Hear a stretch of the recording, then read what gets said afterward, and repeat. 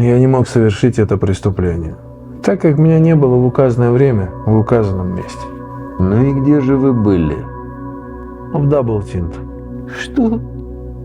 Поподробнее. Дело в том, что я уже задолбался платить штрафы за тонировку. И друзья посоветовали обратиться в Даблтинт и установить двойные стекла, так как неоднократно делали у них эту услугу и остались очень довольны. Если не верите, мое алиби железобетон. Можете проверить.